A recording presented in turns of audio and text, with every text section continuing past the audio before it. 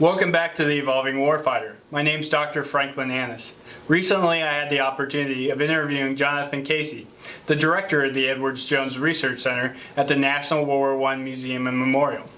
This interview was so rich with information, I couldn't produce it in just one video. If you haven't already seen my video on how to use the Edwards Jones Research Center, I'll leave the link at the end of this video. The contents of this video focuses on Mr. Casey's explanation of the history of the National World War I Museum and Memorial.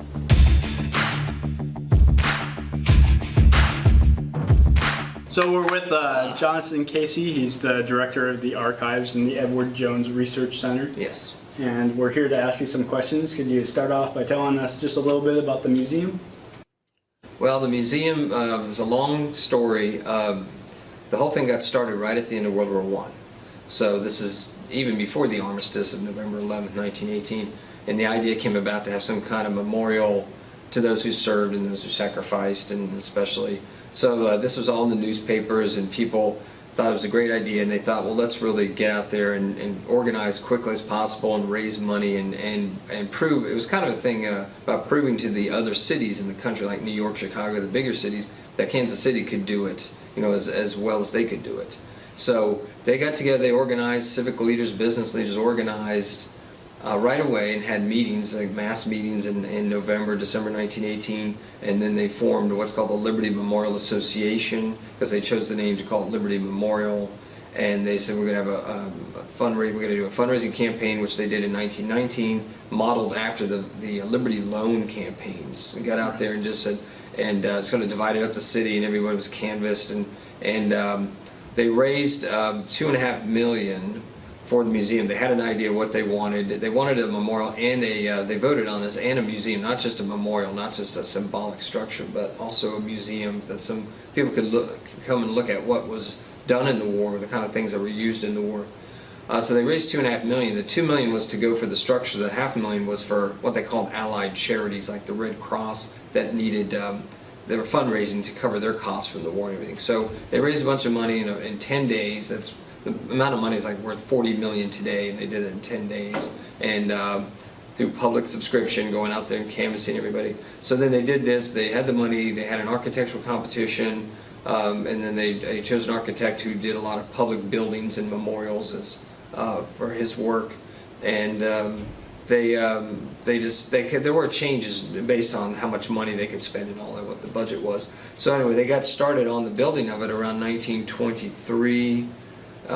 Cornerstone was 24. They had a site dedication in 1921 where General Pershing was here with Marshal Foch and a few of the other Allied commanders, the top Allied commanders, that were all together in one place at one time, the only time, and they had that as a site dedication.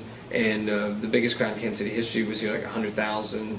And then Vice President Coolidge was here, and so then they did all the speeches and all what you think. They started building, like I said, in 23, 24. It opened in 26 when Coolidge was here as president at that time, and he kind of, in his address, he said pretty much, this is the national monument, the national memorial. It's in words like that, saying that this is the place. And so that was even a bigger crowd, like 150,000, and then all that big ceremony. And they started the museum, and there was a collection. They had what they called a war trophies committee, and they put together some stuff, and they had exhibited. And it was the traditional glass, brass cases that you would see from that time, and then that stayed that way for decades. And it was also, they were designed or chosen by the architect, so it was all kind of as a piece, and a lot of symbolic architecture in the building. It wasn't finished in 26 completely. It took about 9 years till 1935, where they did the sculptural frieze wall that's on the north side of the whole complex. It's one of the largest sculptural friezes in the world, and talks about it's an allegory talking about going from war to peace, and there's a lot of inscriptions on there from different sources, and the fountains and everything. So everything had to be finished within those, like the next 10 years, the grounds and everything, all the landscaping. So it was still a process. And of course, by then we're in the middle of the Depression. And people thought, this is this memorial, there wouldn't be another World War, and there would be, people would always come here and understand what went on, and it was something to last forever. Well, it didn't. So over time, it was a success, but then it kind of diminished a bit over time. And then you had World War II come along, and so it wasn't quite the same, say, significance. But over time, in the doughboys, the veterans had served, they're dying out, and people sort of losing interest in it, as life goes on. And so it sort of got isolated, even physically, where it is here within the city. There were supposed to be other buildings in the area, other civic buildings, like an art museum and a symphony hall, and they didn't get built. So it kind of stayed on its own, got isolated. And then it started to deteriorate. There was some maintenance. It was privately maintained, privately operated for the first for the first 10 years or so, and then it went public. This is the Depression. The Liberty Memorial Association didn't have any money, so they transferred it to the city. So the city ran it for decades, but there wasn't even any professional staff like a curator. It took 50 years to hire a curator. I mean, that's a long time for to hire professional staff for a museum. And then that person started, and then the collection was small. It hadn't changed much, and then that person started building up the collection and reorganized it and created a modern exhibition. I think it was in 1981 or so. That would have been the it was 81, the 60th anniversary of the site dedication. And so there was some modernizing to it and professionalizing of it, and that went on, but still it really didn't grow that much beyond that. So that takes through the 80s, the 90s. It closed due to structural deterioration in the 90s. There's a lot of weathering to it, freezing and thawing, and all of the concrete. And then there was so that was closed. So there was a debate of what to do with it, and there was they decided let's try to save it. And there was a tax measure that was put out in 1998 to raise money to restore it and create an endowment fund for the maintenance, for capital maintenance.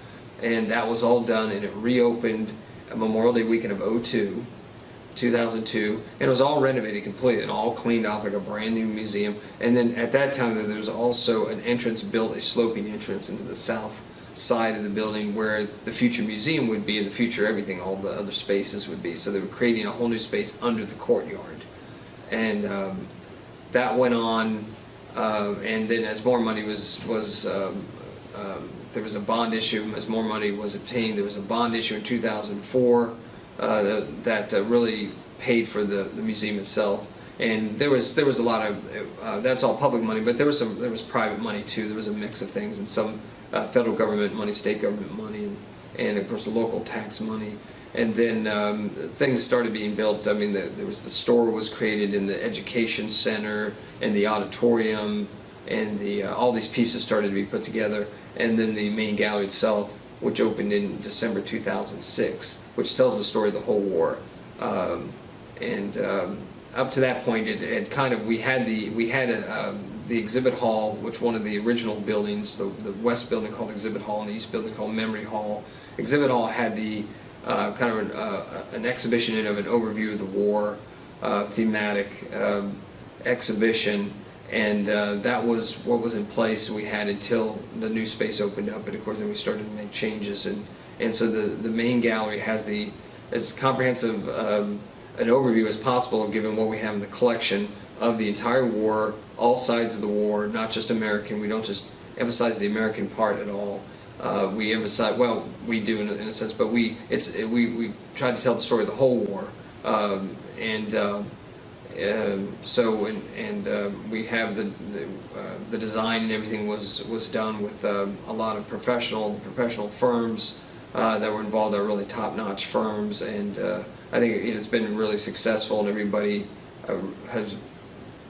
likes it. So everybody that that talked to me, and I talk to a lot of people doing my work, and everybody just has high praise for the museum as a whole, and the main gallery, that part of it, but everything, the whole presentation. So that was in December 2006, and that's been almost 11 years ago now, and we have really just increased our attendance. We have record-setting attendance for us, almost breaking our records like every month and every year in the last few years.